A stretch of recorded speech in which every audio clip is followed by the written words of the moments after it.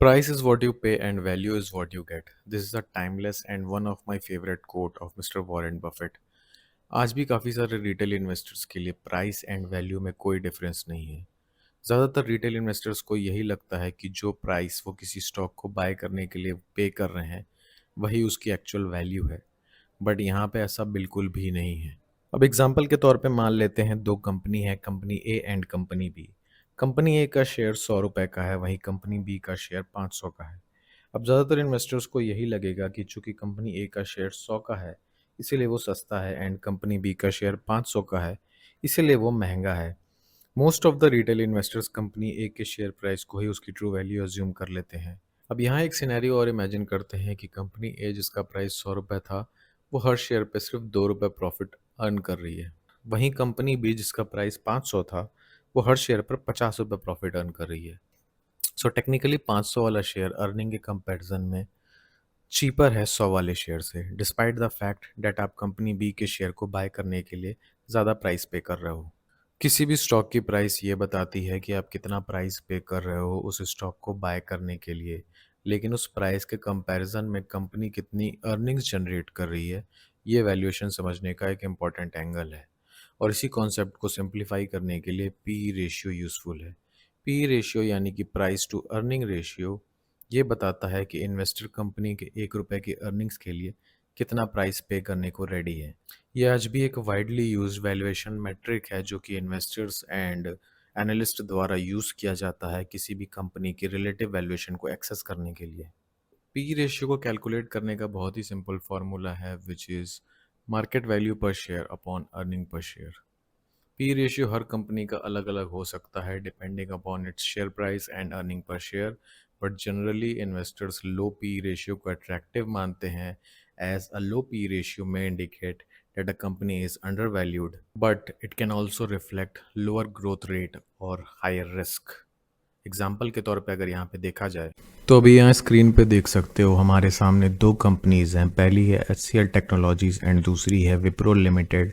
अब यहाँ दोनों ही कंपनीज के पी रेशियो की बात की जाए तो विप्रो का पी रेशियो है 13.6, वहीं HCL टेक्नोलॉजी का पी रेशियो है 19.5। अब अगर हम सिर्फ पी रेशियो पर रिलाई करेंगे तो ऑब्वियसली HCL थोड़ी ओवर वैल्यूड दिखेगी विप्रो के सामने।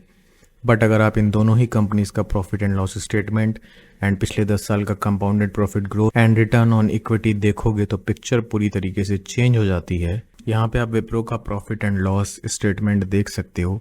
पिछले 10 सालों का कंपाउंडेड प्रॉफिट ग्रोथ सिर्फ 4% है एंड रिटर्न ऑन इक्विटी की बात की जाए तो 17% है एंड कंपाउंडेड सेल्स ग्रोथ की बात की जाए तो सिर्फ 6% है। एंड अगर आप नेट प्रॉफिट भी देखोगे तो डिसेंट है, इसे खराब नहीं कह सकते, दोनों ही अच्छी कंपनीज है।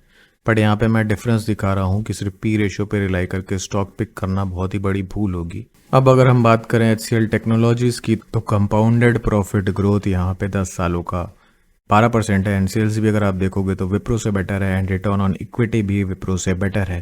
इवन अगर आप नेट प्रॉफिट देखोगे तो दोनों ही कंपनीज का डिसेंट है, बट HCL का नेट प्रॉफिट थोड़ा बेटर है विप्रो से। मैं और भी एग्जांपल दे सकता हूँ, इवन आप खुद देख सकते हो स्क्रीनर पे।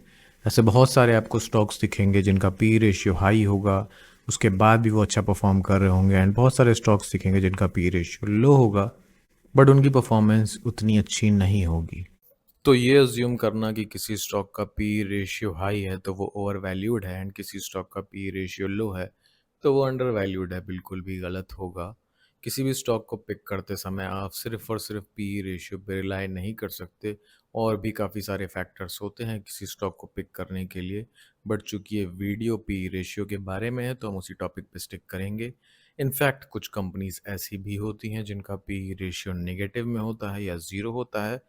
जनरली ऐसी कंपनीज लॉस मेकिंग होती है एंड ऐसी कंपनी की वैल्यूएशन मेजर करने के लिए हम प्राइस टू सेल रेशियो का यूज़ करते हैं।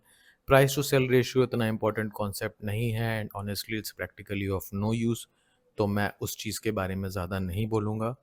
सो ये था हमारा video about price to earning ratio. I hope आपको चीज़ें समझ में आई हो एंड नेक्स्ट टाइम जब आप स्टॉक पिक करो तो आप इस टूल का भरपूर इस्तेमाल कर पाओ कंपनी की वैल्यूएशन को एक्सेस करने के लिए, कंपेयर करने के लिए, एंड आप उस हिसाब से बेटर स्टॉक पिकिंग डिसीजन ले पाओ।